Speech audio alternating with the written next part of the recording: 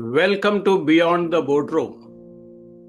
Here we explore the human side of leadership.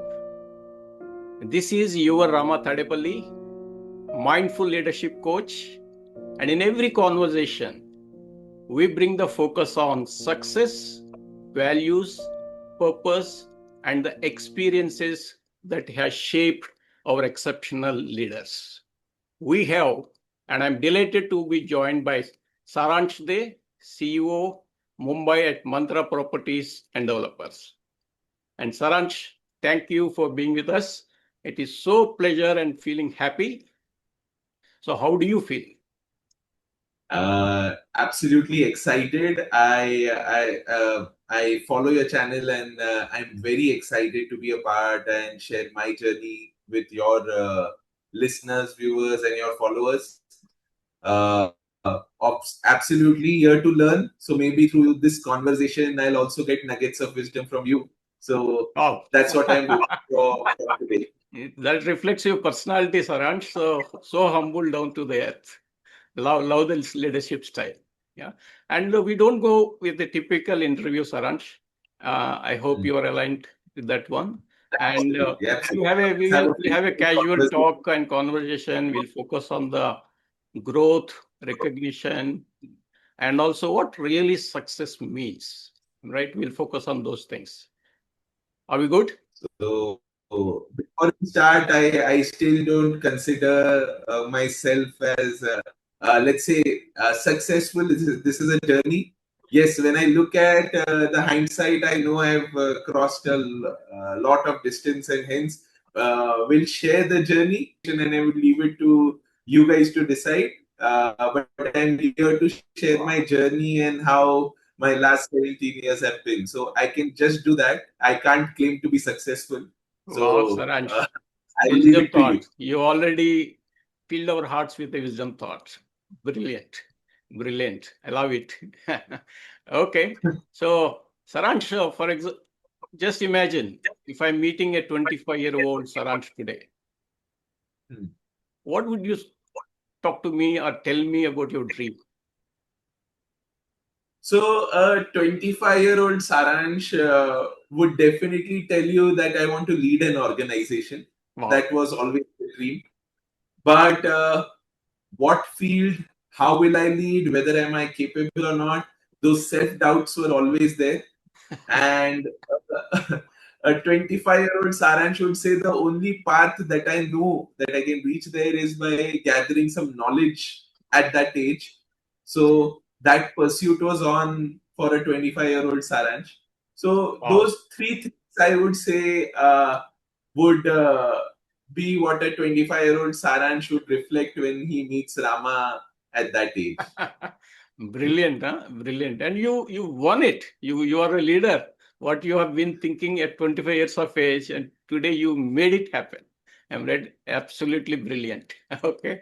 And I see quite different journey. You are a CA person, you are a lawyer, you are many other things. Do you see any common thread that has been through all these made you today to a CEO position? So, see, it's easier to look in hindsight and connect the dots. So, when it might sound like wisdom or an insight for anyone listening this, but I'll tell you, when the journey started, I didn't know that I genuinely and through the bottom of my heart mean this. I got lucky in my career. I became a CA at the age of 20. Hmm. Now, a 20-year-old CA who has passed exams in, let's say, one attempt, uh, Wow. while he has the degrees, he does not have the maturity to gather clients or to become good at practice. So, what can a 20-year-old CA do? So, I started working with an MNC, and in the meanwhile, decided I need to gather more knowledge so that when I sit in boardrooms, people take me seriously. Wow. And that was the motivation. And then CA and BCon happened together. Then I did my LLB from ILS Law College, which is one of the oldest law colleges in our Wow. country. And MBA was my passion. I would say when I was in 12th standard, I always wanted to do MBA, but coming from a humble family background, knowing the fees that requires to do MBA from good college, uh, those resources were not always available with the family. So, Yeah.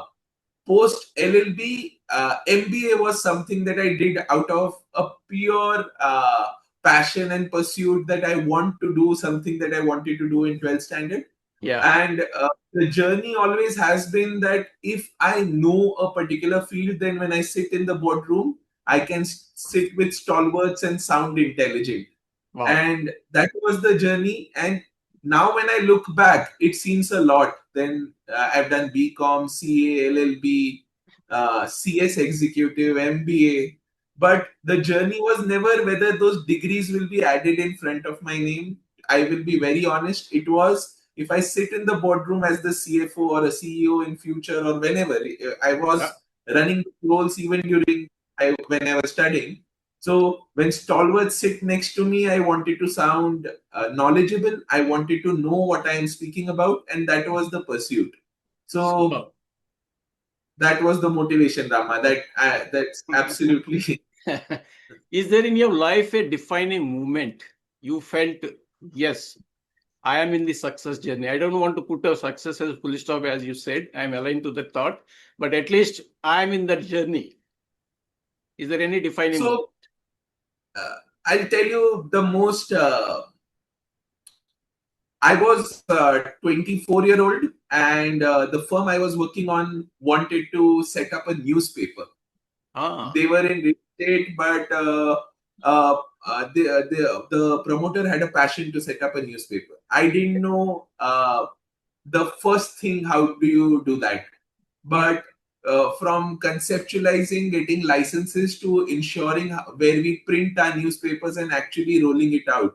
And again, coincidentally, we are doing an interview in the month in which that newspaper was launched. That dream to fruition, and I can make things happen, was my defining moment. And that experience taught me that being a leader is not just about holding positions; it is about making dreams happen, making things executed. And that is the time I told myself, yes, I have arrived. I can do things that people can only imagine, and that has really shaped the way my career has been in last 18 years now. Superb, superb. Making things happen, making things executable. Wow. Powerful, powerful insights from your experience. So, in your journey, what is the leadership has taught about yourself as a person? In the journey of leadership. So, I'll tell you, it's very easy to get into a snobbish frame and think too high about yourself when you hold huge titles.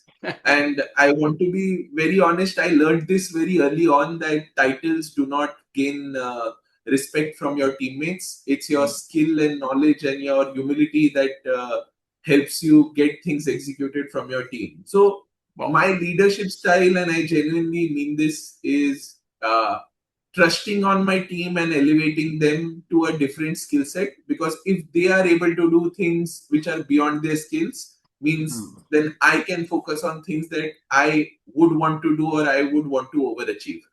And that is, I would say, my leadership motto or core belief, that rest everything is replaceable, but unless you are working with your team and elevating them, you can't achieve a leadership position within any organization, no matter who you are. So you got this wisdom.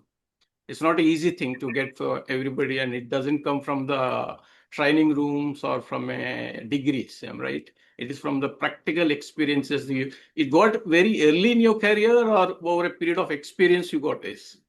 So I am blessed. I will say very early in my career, my first role after my MNC role was VP Finance in a big organization for their non-core real estate business. I used to lead their dairy business. Now, a 21-year-old had the position of vice president finance, and you Wow. enter the organization with the air that I know a lot of things.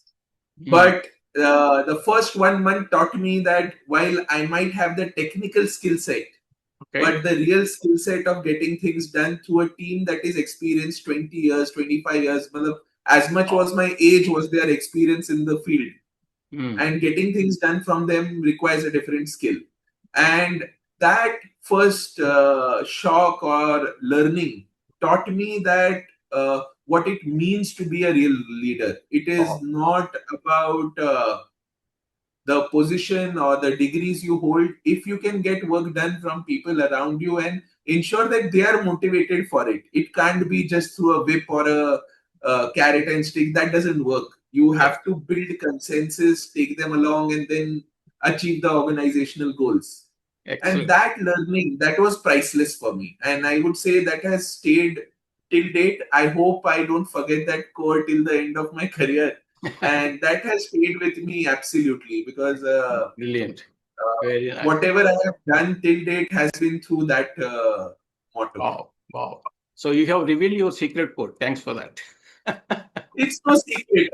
I would urge, if leaders in our country and in our industry understand that that is the motto, I think we can do much more better things. So I don't want to keep it a secret. If it helps, it helps. Okay. Thank you. Thank you. So honesty, so humble. Okay. So if at all you are not into the real estate, this buildings developers business, and if you need to do a small thing, so what it would be close to your heart? I would love to open a small food stall or a food store. Matlab, I don't claim to be a chef. I don't want to do anything ultra technical. But let's say if I was doing a simple job, maybe I would be running a snack store or a food store. I am passionate about food. I enjoy eating. I enjoy It doesn't seem trying to be out like new that, dishes. huh? It Huh? doesn't seem to be like that. I try to keep myself fit. Wow. But yes, Excellent. that Excellent. is a simple job I would love to do. Excellent. Yeah. Foodie and still focusing on fitness. Okay. Excellent. Excellent. That's a Great thing. paradox, I know, but yes, Great thing. Great I thing. try to keep myself fit. Saransh, great discussion. I now want to touch on something on your personal side. Hope you don't mind. Absolutely, Rama. Please, please. Okay. So, if at all you go to your home, you think about your home, what is one place that is very close to your heart and why that one place in your home? So I recently got blessed with a daughter. I'll Okay. be honest, and we have created a small play space for her where she crawls, she plays with her little toys, and she's in her zone there. And if you asked me this 1 year ago, I would have said my game room where I play my PlayStation or read my books. Wow. But in last 1 year, my place in my home which gives me the most calm or most sense of belonging is that little play space that I've created for my daughter. I personally created it with my own hands.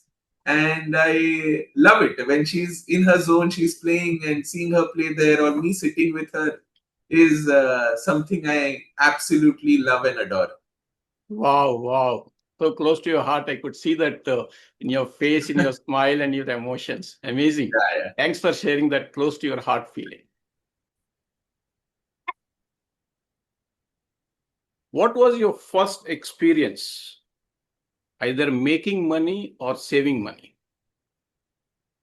So again, I would say blessed with this, and I love to share this as an experience. And I think if that is one motto that all parents can take, I would love for them to take this. My mom owned a boutique, small boutique of ladies' garments, and when I was in eighth standard, she took me along, and not as the owner's son, but as a proper salesman who worked in the shop. So Wow. I used to, how do we negotiate with customers? And that entire cycle of customer servicing in a retail shop Wow. uh, was what my mom gave me as an experience. Hmm.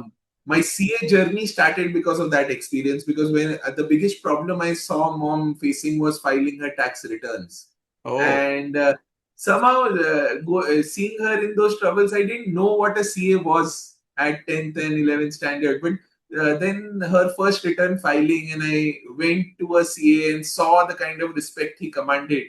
Uh, that is what led me to this direction. So I would say how I handle money, how I had to earn the pocket money by working in her shop. So uh, entire day we went to school. I came back at 4 p.m. and then from 4 p.m. till 8 p.m. in the evening, you had to be at the shop and be there to actually work. And that entire experience wow. has taught me the real value of money, the real value of labor hours, and the real value of, I would say, customer servicing also. Because the if you're in a retail shop where loads of retail shops are in the same line, and then you have to grab attention of a customer and then sell something, Yeah. that experience, unless you're creating that edge.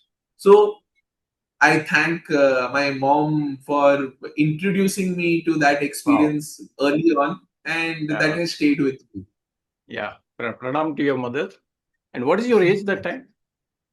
Uh, Eighth standard, I think I was 14.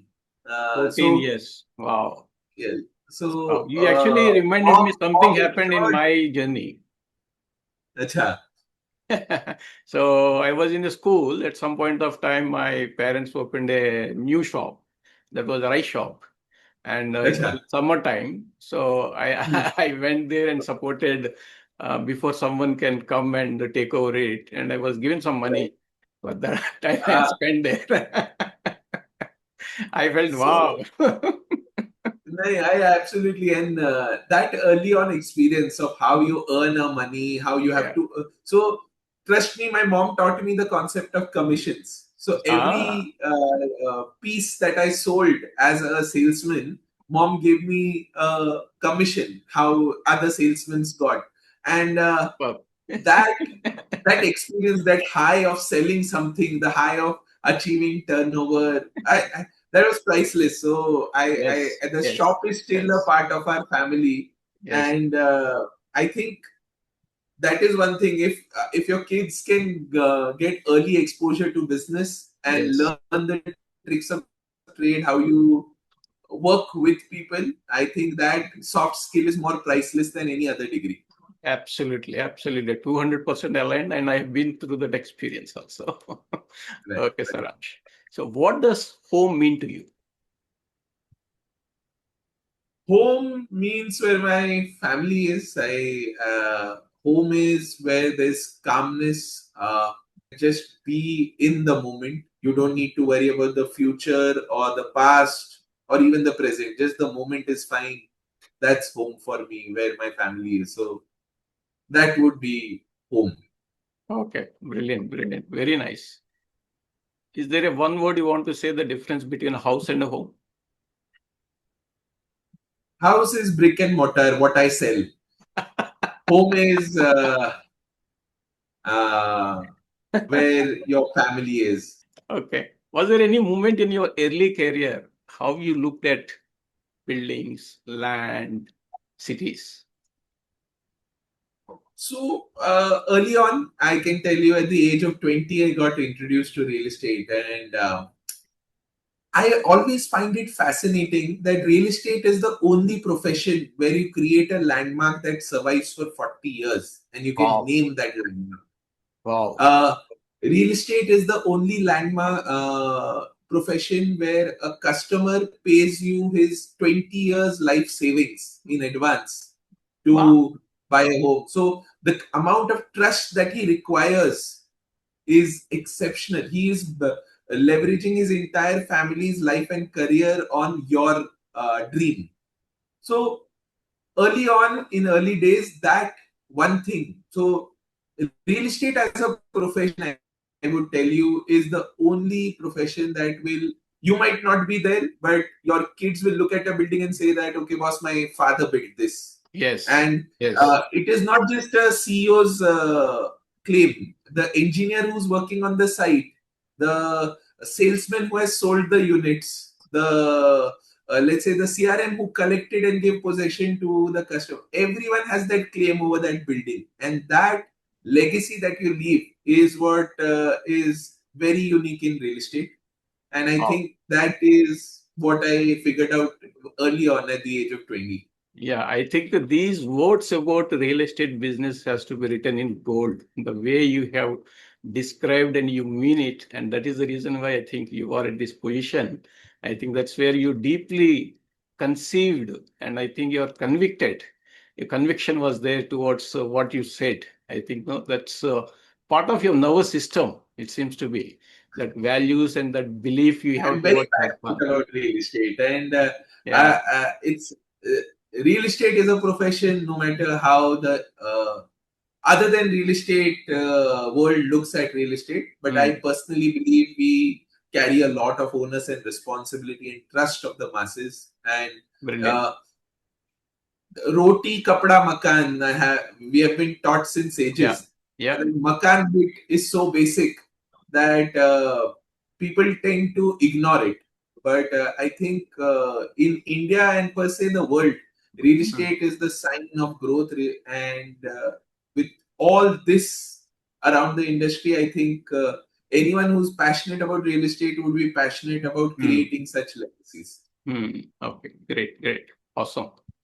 What is one career advice you thought it is going to work for you, but eventually you felt it did not? So again connecting the dots. Early on at the age of 20, you become CA, and then you start deciding, no, boss, I need to gather degrees. I need to add certain letters after my name and before my name, and that will earn you respect, right? That will earn you fame. That will earn you position. And that changed as I moved along in my career, because what I realized is, yes, that knowledge gathering was important. Those degrees are important Yeah, for yourself. It is a internal journey. The moment you add too much value to it, you say ki Saransh Day, MBA, BCom, whatever, and you start putting too much value to those extra letters in your name, yeah, is when you lose track. So this is what I thought early on in my career, but as I moved along, I think learned it in a very better manner, that this knowledge gathering is an internal thing, and what you execute, what you bring on the table is automatically reflected whether you write the degrees or not. yeah, yeah. Knowledge to wisdom in one line, Yes. whatever you said. Brilliantly put, Rama. Yeah, I think knowledge, you've summarized it. Yeah. knowledge, execution, and that is the wisdom that comes. Brilliant. Before you get your first success, is there any self doubt you have? Absolutely. And self-doubt is a good thing. Again, I don't know, I might sound contradictory. When I was doing CA, I always doubted I am going to fail my CA finals, and that kept me pushing. That kept me saying that, okay, failure होगा क्या होगा, और एक बार attempt दे देंगे, I'm just 20. Same thing in LLB. क्या होगा if you don't clear, there's another semester you can give. Same thing when I'm working even today, when I'm bidding for NCLT. What is the worst that could happen? I could lose the bid, and I go back to scratch, and I have to look at other projects for my group. But that self-doubt is a good motivator in my context, at least, because I Hmm. believe self-doubt means you're looking out for failures, you're looking out where you can create mistakes, and you're trying to avoid them consciously. Oh, And hence, people who I believe, while confidence is important, self-doubt is a good revelation that you are looking at your pitfalls and you are planning for failure too, and wow. that definitely helps. Brilliant reflection and also a input for many. A lot of people, when they're in a self doubt, they go backward. But what you are giving the message that you've been through is with self doubt, you are progressing. That is brilliant way. So from your And experiences? I genuinely, Rama, I believe self-doubt is the word is taken very negatively. I don't know why kids today think self-doubt is a bad thing. You don't Yeah. need to be 100% confident. You don't need to know everything about everything. You can say you don't know something, and that self-doubt that you don't know something means there's room for improvement. And if self-doubt in success, then you are planning for failure also. So I don't think it's a negative emotion. It is just people don't know how to harness it. Brilliant. Self-doubt is not a negative, it is a positive. Take in a positive way and keep progressing. Brilliant. Brilliantly said, Sarnas. So many nuggets, wisdom of thoughts and experiences that is going to help many of the people. Saransh, in the real estate sector, what are the biggest challenges that leaders are facing today? I uh, I believe the biggest challenges is not introspecting and not changing with changing times. Wow. Uh, when I say introspection is required because people look at sites, look at Excel sheets and decide getting into big real estate projects, and that is where they start making big mistakes and projects start getting stuck. Hmm. And not changing with changing times is, let's say you are doing a certain product or a certain kind of service for your customer and it has worked for, let's say, last 6 years, but you're not picking up the next 6 years trend, and then you start failing. So the leaders not doing these two things is, I think, the biggest challenge our industry faces.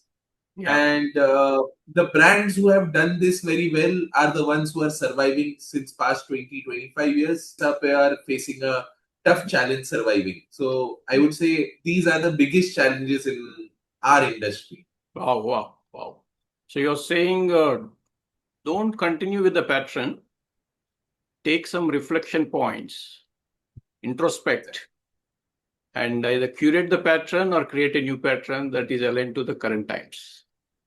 Exactly, and that is missing. Most other industries do it very formal manner, but in real estate, I believe that is something drastically missing in our leaders, because we believe what has worked for past 10 years will work for the next 10 years also. Okay, okay. And also in a rapidly growing business, so how do you balance between that speed and no taking the right decisions on a consistent basis? So again, I personally believe that speed is a good thing. You make mistakes, you correct quickly. So uh, so you can't be 100% right or 100% wrong in every decision that you make. It is about the intensity of those decisions, and you course correction as you go along. And the second thing that we have learned and we continue to believe is gather all data that you can before you take any decision. Just don't take the decision for the sake of it. So make sure you have done the entire study and then take a decision. Okay, Then okay. after you take the decision, if it does not turn out right, course correct. But Hmm. without Hmm. data, don't take the decision. And once you gather the data, take the decision quickly. Is something that we tend to repeat within our organization. Super. Data-driven decision-making process Yes, yes, with your human intelligence, leadership style, and your team coherence. exactly. So don't be afraid to make mistakes. It is going to happen. It is something that we all do and we will do. But uh, don't be afraid to take decisions also, would be our key motto. Super, super. And Saransh, you are so candid, open, and from your childhood to your home, your personal leadership, education, you are very, very transparent and candid, and it's coming from your heart. And that is giving me a courage to ask you some challenging question. Please go ahead, Rama. Please, I'll try my best to answer. So many CEOs outside world, they appear to be very confident, very courageous. But inside of them, there is a worry, there is a fear, could happen. So is that part of your journey too? I don't shy away from this, and I'm sure you know the answer. But yes, I am fearful. I have self doubt. I am not confident all the times, right? That is a part of the role, and I continue to believe that these emotions are not negative. These are something I firmly believe your gut is telling you that these are the pitfalls that you need to plan to ensure you succeed. So having self-doubt, having fear, yes, one thing is very clear, putting out that facade. Even let me give you an example. If you tell your team that you are confident about a path that you have taken, and you don't give them the insight that you are doubtful about it, but you still want to go ahead, then your team is also overconfident and not planning for failure.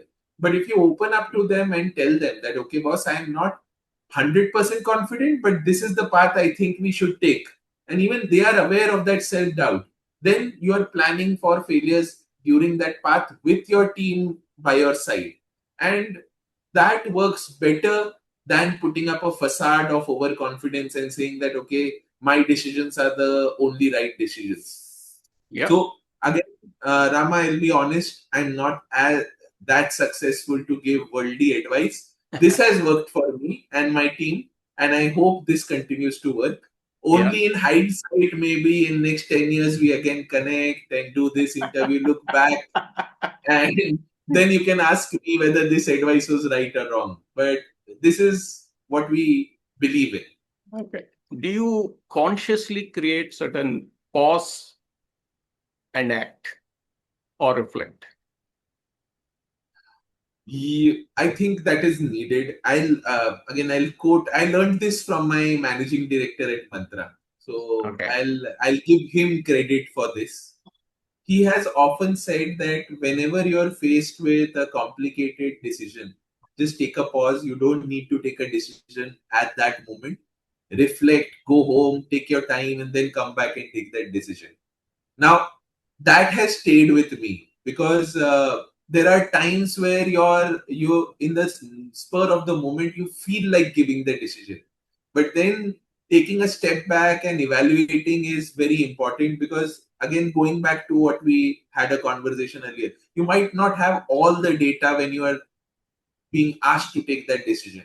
So that advice from Rohit sir has stayed with me and has helped me. So taking that pause does help me. I'll tell you my zone also. So whenever I'm traveling from Pune to Mumbai or Mumbai to Pune, what needs to be done, what are the decisions I took, whether they were right, wrong, what course correction we need. And those 2-3 hours in the week, whenever I'm traveling, is the time when I get a lot of self reflection done. Wow. Wow. Actually, I'm about to ask you, you already answered it. I'm about to ask you, what is the role that play you in your leadership journey about intuition, mindfulness, reflection as a part of your leadership? You already answered that. That was brilliant. It does, it does. And while, see, consciously or subconsciously, you're doing this, but you might not know the value of these words. So, simple, you are empathetic to your teammates. Let's say a teammate is going on a maternity leave and she wants another 6 months or 3 months to cope up. Now, as a leader, if you know that she requires that time, but she's a valuable teammate, the moment you are mindful about her challenges and then accommodate her is the one where you create a long-term relationship and a long-term partner in her also when she's joining back. Why I give these Correct. examples? You might not know you're being mindful. It is Yeah. just about being empathetic and bringing your own values to that ecosystem. Yeah. And Yeah. that Brilliant. naturally happens. And I would give credit to the entire Mantra family and Mantra team. Our entire organization, I believe, works in that credo, and Wow. everyone tries to do the same with all our colleagues and all our leaders. So let's hope that continues. Brilliant, brilliant, brilliant. You touched upon very, very powerful things about empathy and the culture of the organization, how it is impacting not only you, but every member of the organization. Brilliant. And Rama, I genuinely believe it can't be only the leader who's bringing these values in. Unless your entire organization is geared up to those values, and everyone from your pantry boy or office executive to your topmost leader, if they are not practicing this in their own way, Yes. then you can't have a mindful or a empathetic organization. Then it just becomes a term that you use in boardroom. So I believe it has to seep into the culture, and it has to be given its due importance for that Yeah. organization to become a living being, I would say. So what you're saying, don't keep on the posters. It has be in your day-to-day ways of living, from doorman to And chair.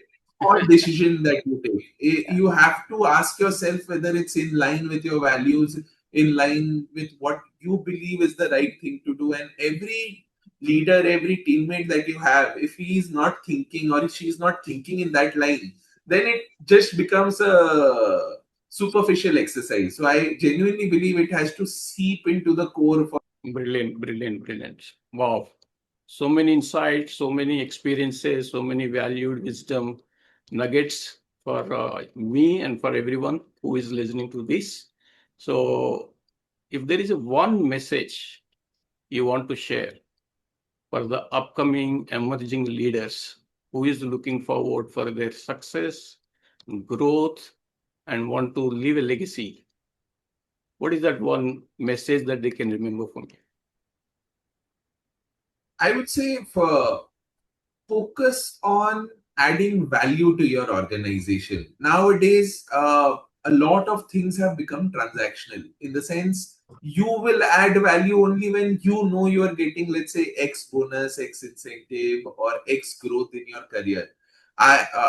What has worked for me, and I am sharing my experience, and I'm sitting in front of you as a CEO of an organization where I'm not related to the promoters, right? It's a family driven organization, and you earn that post. Yeah. So I would say what you bring to the table is you forget about what you are going to get out of by creating this value addition to your organization.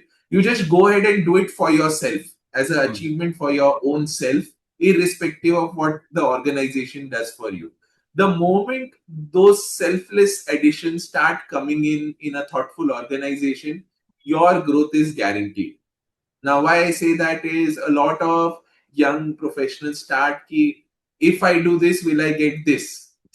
The moment you start having a transactional relationship with your organization starts behaving the same way with you. But the moment you say, ki, okay, let's say I will bring in this value addition, irrespective of what organization does for me. And then the organization naturally realizes that, okay, boss, this guy is taking us to growth, this guy is adding strategic value, or this person is taking us to a new level, then automatically you grow in that organization or your career. So if the